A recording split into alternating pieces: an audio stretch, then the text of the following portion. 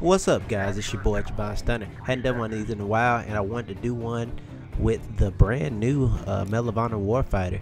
I want to talk about this game because, you know, it's kind of a head scratcher for me. First of all, I went to the midnight release, as you guys saw the video earlier today, as a matter of fact, and you know, the midnight release was dead, which kind of left me scratching my head. There was nobody there but me and three other individuals. So I chalked that up to, well, maybe that's just because it's at Best Buy. And then, you know, I went and hollered at my friends at GameStop tonight and talked to them, and they said, look at this guy running in place, by the way. And then they said, well, we hadn't been selling it very well either. So that, you know, kind of made me sad because I do like competition, but I'll get to that in a moment. Anyway, to make a long story short, at least around here in my part of town, there was just not that many people excited enough to get out at midnight and get this game on day one, which, you know, should say something. I said very early on, I said in the other video, one of the things about Medal of Honor that was disconcerting was they didn't send out press copies for them to play early. So that was a problem I felt.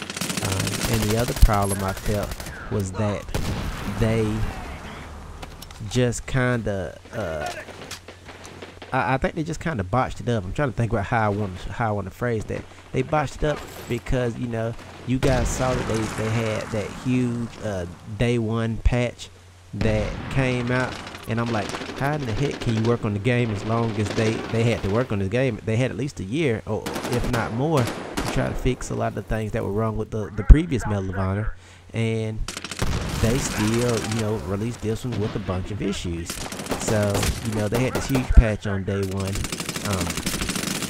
and that mixed in with the fact that they didn't allow any media to view this game early, to give it any kind of reviews to people, just kind of left it kind of suspect.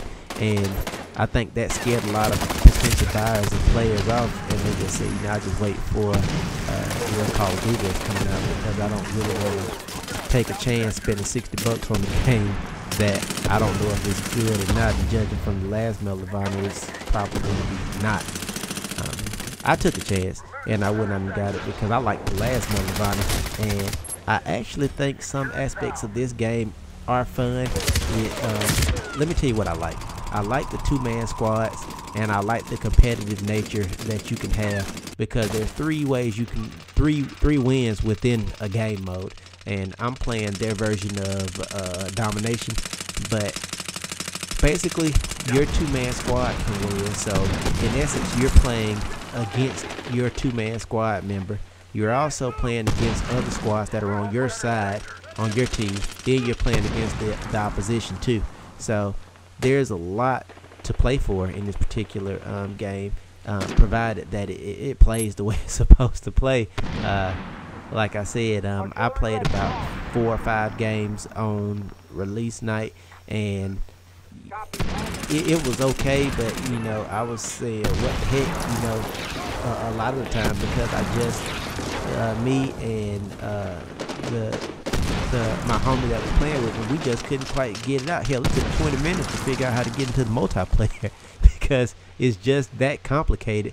And I think that, you know, they really reached with this game, and I think it was more complicated than what it should have been.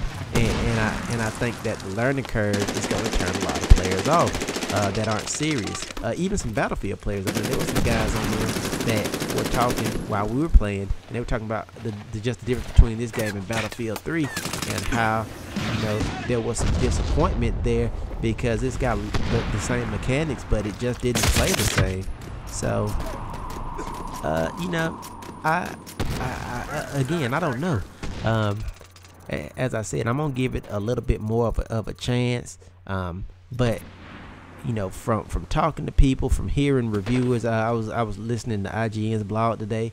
They were, you know, really trashing the game because they didn't give media copies early enough to do a review, and all the glitches and everything. I just think that, you know, this game is something to do while you're waiting for Black Ops 2 to come out. Let me know what you guys think. Let me know if you picked this title up and if you regret it, if you're having buyer's remorse, or if you absolutely are enjoying it. Because I want to know that. I'm going to be playing some more, posting some more footage as long as I have the game.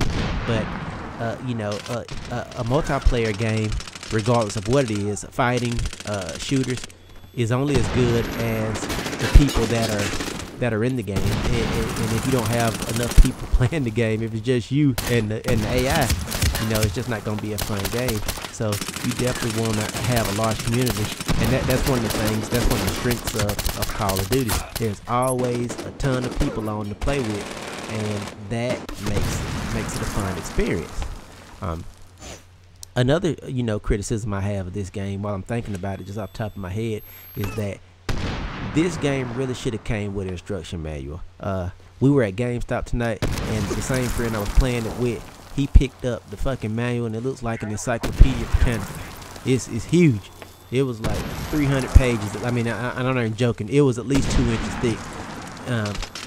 For a damn first-person shooter game, I was like, holy smoke.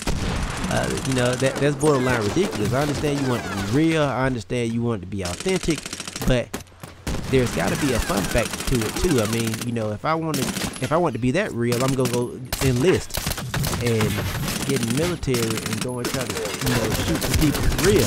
But you know, I want to have a little fun. I want to talk a little trash, and I want to enjoy myself. And I felt like I was more focusing in this game, trying to understand what was going on, than I was having fun at the end of my gaming session.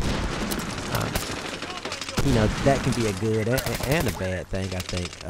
One of the pros rather of this game was that we didn't hear any kids in our room. And when I say kids, you know, I ain't trying to disrespect none of my subscribers, but I'm talking about the little kids that's like, fuck everything, fuck you motherfucker, all this kind of stuff, you big niggers, saying all that kind of crazy stuff 24/7. We didn't hear a lot of that. It was, you know, we heard a lot of cursing, but it was because frustration with the game. So that, you know, that was understandable. Let me talk about maps for a minute, because we still got a little bit more time in this video. I thought the maps are beautiful. I think the graphics in this game look really good. I think that the lines of sight are good for me, because I just, like I said, I took well to Meltdown the first time around, so I am enjoying this one, or once I was enjoying it when I played it. Once I learned my way around a little bit, there were some things that I liked once I understood how to use them. It wasn't explained right away. Like, I can hit my D-pad and make my gun select fire. It could be full auto or semi. Those are the kind of things that I wish I'd have known going in, but I just didn't know that. So, you know, I'd be getting ready to shoot somebody, and I'd bump my D-pad by accident, and the next thing you know, I'd be shooting one bullet at a time, and, you know, they'd be full auto, and I wouldn't have a chance. Another thing that was interesting about this game that was questionable was the way the kill streaks worked. I wasn't sure how to swap them out. I wasn't sure how the different guns work, how to swap guns, how to swap equipment. You know, I was just kind of trying to feel my way out 5-6 games in, and you know, another thing that I really don't like, and you know, this is subjective, but for me, I don't like it. I don't like that if I don't get the same score or high score every time, my rank goes down and stays the same. That bugs the shit out of me, because I could actually do better in one round, and my rank go down and stay the same, and that was kind of puzzling. And the big one was the knifing sucked. This was the team that won. I knifed one guy. It takes like 2 hours to knife somebody, so if another teammate spawns, you don't even have a chance. Let me know if you've played this game. I'm gonna post some more video as I get it. And this was like, I think, my second, third match, and I'll let you guys know. Let me know if you like this, if you want to see more of this, or if you're just waiting for Black Ops 2. That's all I got for this one. I didn't do bad. I didn't do great. where am I? I went 7-3, got 1,700 points. So yeah, it was fun. That's all I got. Thanks guys for this one. See you next time. I'm out.